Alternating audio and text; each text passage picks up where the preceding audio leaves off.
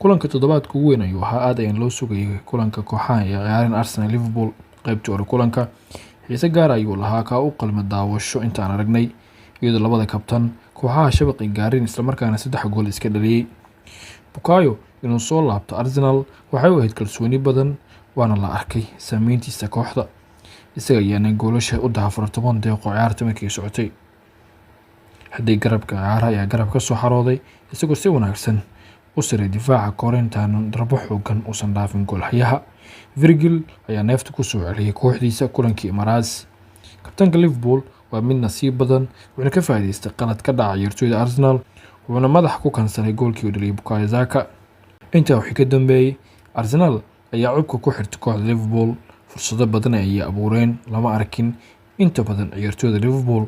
Arsenal ayaa ku wanaagsaneyd dhanka qadka dhexe tawo cadaadis badan ay ku saareen kooxda Rediska oo difaac inteeda badan ku jirta qaybta koobaad. Salah ayaa ku dhawaad Liverpool in kaga faa'iideeyay qalad ay galeen daafacyada Arsenal laakiin kubadda ayaa banaanka ka martay.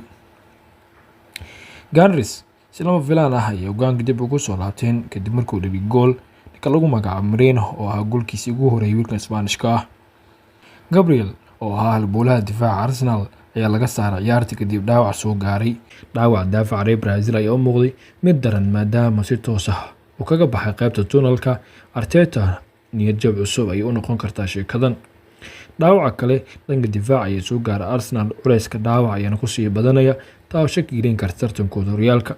Timber ayaa si toos ah isaguna uga baxay qaybta tunnelka baxa kale ku Arsenal waxaa lagu bedelay daayirka Miles oo ka mid ah daafacyada dhalinyarada ah.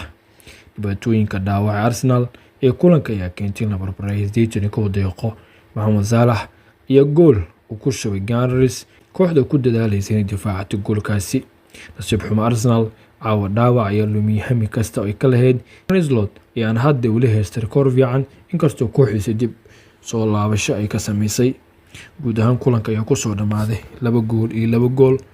Arsenal ayaana ka faa'iideysan weysay fursadeedii ahayd in ciyaarta inteeda badan ay hogaanku haysay.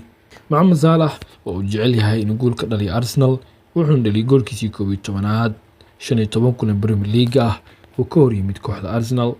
163 gool ay u noqonaysaa guud ahaan horyaalka Ingiriiska goolasha uu ka dhaliyay kaalin 8aad ayuu soo tigsaday laacibka 272 kulan ayuu saftay horyaalka Ingiriiska. rikoorkiisa ayuu doonayaa weli inuu ilaashado xidiga caanka ah ee Mohamed Salah. Virgil van Dijk ayaana xidiga labaad ee difaac u goolasha badan horyaalka Ingiriiska kaliya waxaa ka badan John Terry.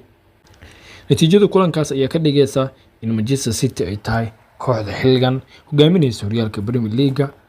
Liverpoolna barbaraha ay gashay awgeed uga soo dhacday kaalintii ay ku jirtay horyaalka Ingiriiska kala sareyntiisa haddii ahaayeen hogaamiyaasha horyaalka Premier League. City ayaana 23 dhibcood ku fadhin doonta booska koowaad 22 Liverpool. Arsenal 18 Aston Villa ayaa la wadaagta halka Chelsea kaalinta shanaad ee soo fariisatay iyadoo 17 dhibcood. kulankii adkaa ayaa dhibcaha la qaybsaday. Arsenal iyo jab ay garoonkooda kaga baxeen. Liverpool hogaankii ay lumiyeen. Cityna xilligan iyaga ay u tahay guuleystayaasha kulankan markii la eego maadaama natiijadan ay u tahay mid wanaagsan.